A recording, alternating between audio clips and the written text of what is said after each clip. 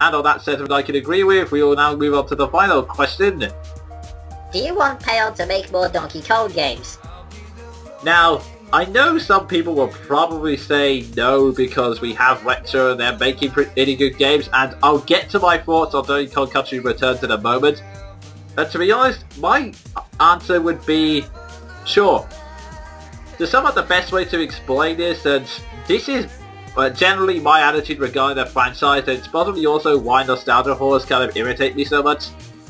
Whenever I pick up a game franchise like Donkey Kong, I'm never interested in replaying the same game because, honestly, the same gameplay would be nice, but I've already played that. Donkey Kong Country 2 is a great game. If I want to repeat that experience, I'll play it again. What I really just want is something new, the next chapter. I want to see something, what happens to these characters next, who gets introduced, what the new enemies will try, how DK will go about it, whether it will be platforming style or peg grabbing or fist fighting, or who knows, maybe he'll do hula dance next time, I don't know.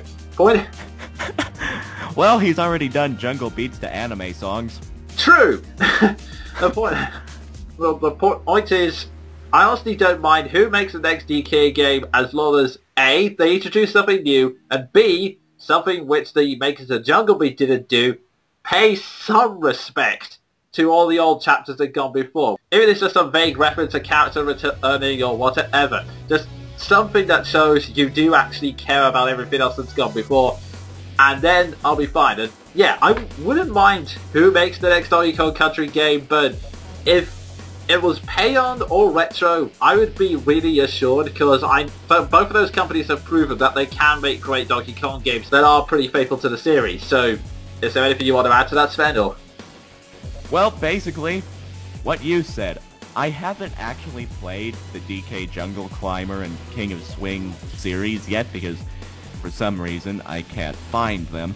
Not that I'm bitter or anything, but I've watched Jonin's playthrough of Jungle Climber, and yeah, I really can't find anything to complain about. It looks fun, so I can only assume that Payon's done a good job. So, if I can find one of those games, give it a personal run-through, I'll be fine if they make another one. I'll play it. Okay, that's fair enough, and that's the end of this month's Q&A. As before, if you have any questions for us, leave them in the comment section or send us a PM. And with that, we'll now move on to our next section. Video games! As the title implies, this is the section where we talk about the video games we've been playing over the past month, or past 2 months since there was the Christmas break and all that. So, Sven, what games have you been playing? Oh boy. Viewers, disclaimer, I never use scripts. This time, I had to have a list. Here we go. Call of Duty Black Ops, Spyro the Dragon, Valkyria Chronicles 2, Mass Effect 2, finished, Mega Man 2, Earthworm Jim, Donkey Kong Country the original, Fire Emblem 9, and Fire Emblem 10. Okay, Thankfully, I really have much to say about 3 of those. Okay. Right, well let's get the upper ones out of the way first. Okay. Spyro. Old third-person adventure game I played. You play a purple dragon rescuing other dragons that return to Crystal. I can't really say much because I forgot most of the game. It's been years since I played it, and I haven't played much of it yet. Mass Effect 2. Finished it. The ending is absolutely amazing. Screw the critics. Play this game. Earthworm Jim. Another game I played a long time ago, and still haven't played enough to make up an actual opinion of it. Donkey Kong Country. Jonin has explained that before. Fire Emblem 9 and 10. Again, we've explained it on Monkey Broadcast. Oh, I see that. With those 2 Fire Emblem games, are there any positives or negatives you feel I didn't cover, or you felt different after playing it again the second time, or? Well, all I need to note is this. This seems to be the exception to the rule that you mentioned in the Q&A about retrospective replaying games, because Fire Emblem 10 is one of those games I cannot stop replaying for some reason. But, positives and negatives. Negatives, Fire Emblem 10, all I can mention is what the hell did they do to the supports? Seriously. Yeah. 9, I really can't find much to complain about, honestly. Even though the plot is cliched to all hell. That's fair enough. Actually, I think I finally found the answer, after exploring 7S Forest enough times.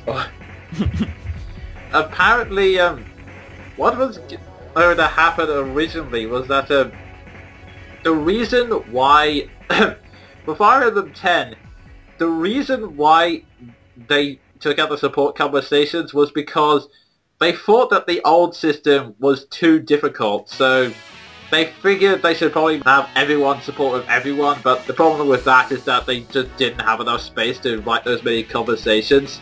I can understand where they're coming from, but personal opinion here, I had no problem with the old system. And 2, the supports, even though they had to trim them down to fit for space, they still sucked. It doesn't change the fact that they sucked. That is true, yeah, they're pretty much just cookie cutter. Yeah, they could have made just a 3-line exchange if they'd made them unique some way. Yeah, there are some vague variations like when you talk to royals, but that's about it. I mean, there was actually one thing that also kind of annoyed me when reading the dumbing down data was that at one point there was going to be support conversations with specific characters, like apparently Z-Hawk was supposed to have support conversations with Laia, I think her name was. I think Li Fei was also supposed to have a support conversation with Skrimir, and the list goes on. There's like an entire list, I forget where it is, I'll have to hunt it down. Yeah, and because I'm into this, one of my main complaints about Fire Emblem 10, the freaking voice acting. Oh my god, the voice acting. Yes. Oh jeez. I think I've mentioned this once before in Monkey Broadcast, but oh my god. I'm tempted to do a VGT of the Radient duo. That's what I'm calling them now. But and I will mention the voice acting in that because it is ghastly. Yeah. In Fire Emblem 9, they still had voice acting. There were only 5 voices, and while it was a bit subpar, there were still some good choices that I honestly liked. Fire Emblem 10, apparently voice acting mattered as much to them as plot does to Masashi Kishimoto because they didn't even try. I swear. Yeah. There was maybe 1 or 2 voices I liked in that entire game. Actually, out of a whole lot they actually did. And why? They could have at least tried. It was 2007, not like they were short of voice actors. That's the one thing I have to say against Nintendo is that they can never find good voice actors to actually do the lines, so stuff like Other M is a proof of that. Oh yeah. I have to quote Zero Punctuation. Samus sounds like someone in an old folks home doing the monthly stock take of oatmeal. Yeah. Oh jeez. That was just terrible. But yeah, I think it's even worse when you do the second playthrough and you get all of the extra bonus scenes, because it's pretty clear then that what very few and quite honestly bad voice actors they have, they double up for roles and they don't even try. Yeah, I mean, it's excusable whenever it's something like Bleach. They are notorious for doubling over voice actors in that, but they have some variation. Yeah, that is true. And there is some variation, but it's only very slight and almost hard to notice. There's one scene where you can't actually see any of the people in it. It's just an image and voice acting with it because it's supposed to be someone's memory. And there's one moment where someone's talking to another woman, and it's exactly the same, only one's a bit lighter. And it's really hard to tell who's who. In fact, it took me a while to realise, oh wait, that's another person they're talking to it. Yeah, I just can't say much else on the voice acting without really going off on a nerd tangent, so I'm just gonna leave that. Other than those issues, I still like Fire Emblem 10, which is evidenced by the fact that I keep playing it for some reason. Yeah, I have to agree with you. That those 2 games are definitely ones I like replaying. Radiant Dawn especially is one of the best in the series, I will say. Yeah. One of the replayability things I have to say about 10, they have the most characters in a Fire Emblem game ever. And because bonus experience in that game is fixed, it only raises 3 stats. You can pretty much make anyone good if you try. So, you can literally use anyone you want. Definitely. That is always good. Anyone out of a 77 character cast. Good lord, thinking about it like that makes Bleach and Naruto look tame. It'd be interesting to compare cast numbers, but anyway. We're getting off topic, so we might as well move to the other games. Now, we've gone past the quickfire round. What are the games you really want to talk about? Well, I'm going to just give a little review of Call of Duty Black Ops, because it's still Call of Duty. No gameplay has changed, except you get to ride a helicopter in this and act as the gunner. That is fun. But other than that, the gameplay isn't changed much, but I'm going to say this. It has one of the most convoluted plots ever.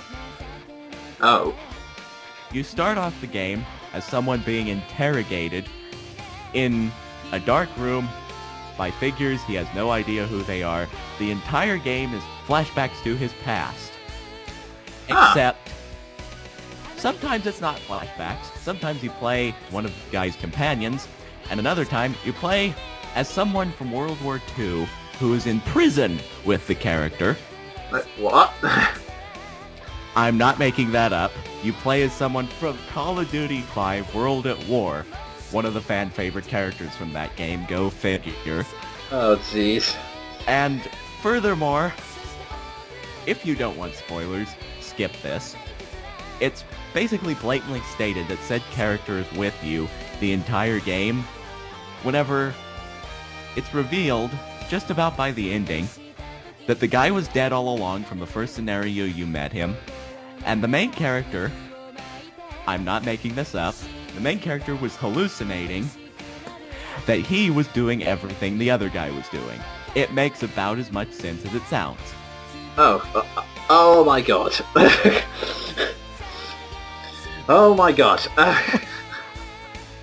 I'm tempted to do this with VGT now, but...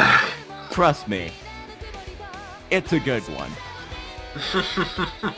And not only that, but again, for spoilers, the ending is a massive anticlimax. They were clearly going for the Modern Warfare 2 route, with you personally dispatching the main villain, but it's a massive anticlimax. In Modern Warfare 1, that main villain is kicking your ass when you finish him off. Basically, he makes the cardinal mistake of every villain, doesn't pay attention to you, and really pays for it. In this, it's not even a challenge. The guy you've done the mission with comes up from behind the main villain, shoots him, you knock him off the ledge, and drown him. Oh. The most one-sided ending ever. Yeah, that doesn't really seem like an epic victory, to be honest. It's not satisfying at all, especially considering what this main villain does. But, yeah, fun as the gameplay is, the story just gave me a headache. So, overall, good gameplay, but story's a bit iffy. Well, a bit iffy. Good gameplay, but story is what the fly... Okay, now on to the next... On to Valkyria Chronicles 2.